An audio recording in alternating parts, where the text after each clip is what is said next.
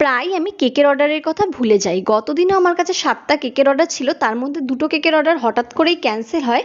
মাঝখানে আমার দিনের দিন যে করেই হোক যে কোনো একটা অর্ডার আসবেই, যার ফলে না আমি পুরোপুরি হিসাবে গন্ডগোল করে একটা কেকের অর্ডারের কথা সম্পূর্ণ ভুলে যাই, আর সেই কেকটা বানাইও না। প্রায় পৌনে ৭টা নাগাদ মেয়েটা আমাকে মেসেঞ্জারে নক করে, তার কেকটা আমি রাত ৮টার সময় দিতে হবে। তখন আমার মনে পড়ে যে তার কেকের স্পঞ্জটাও আমি তৈরি করিনি তখনও। তো আমার মাকে বললে আমার মা স্পঞ্জটা তৈরি করে দেয়, আর আমার হাতে যে কেকগুলো ছিল সেগুলো বানাতে থাকি খুব তাড়াতাড়ি করে, কারণ তার কেকটা আমাকে রেডি করতে হবে। তারপর প্রায় ৭টা ১৫ নাগাদ তার কেকটা আমি রেডি করতে বসি, আর তার কেকের ডেকোরেশনটাও খুব সিম্পলের মধ্যে ছিল। 8:30 নাগাদ তাকে আমি কেকটা ডেলিভারি করি।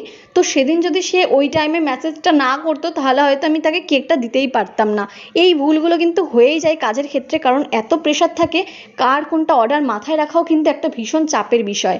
আর আজকে দুটো কেকের ডেকোরেশন দেখালাম তোমাদেরকে, কেমন লাগলো অবশ্যই জানিও। আর ভালো লাগলে লাইক, কমেন্ট, আর আমার চ্যানেলটা যদি নতুন হয় সাবস্ক্রাইব করো।